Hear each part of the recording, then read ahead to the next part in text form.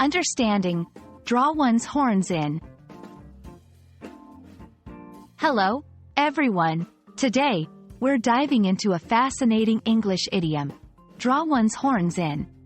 This phrase might sound a bit strange at first, but by the end of this video, you'll not only understand what it means but also how to use it in your everyday conversations.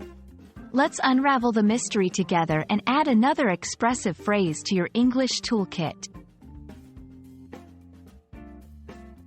The phrase, draw one's horns in, is an idiom that means to become more cautious, to restrain oneself, or to reduce one's level of aggression or assertiveness.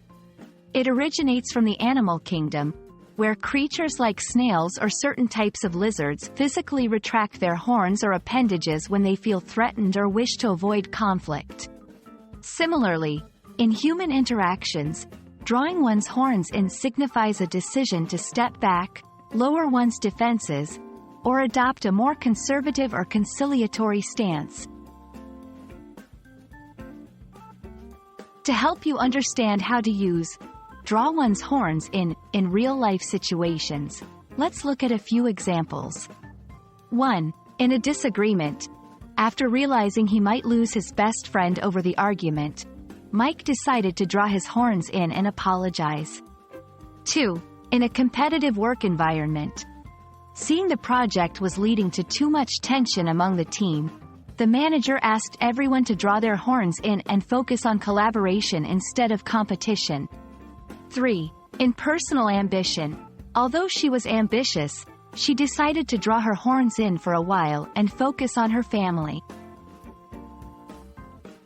These examples show that the phrase can be used in various contexts where a softer approach is deemed beneficial. Understanding idioms like draw one's horns in enriches your language skills, making you a more effective communicator. It's not just about vocabulary.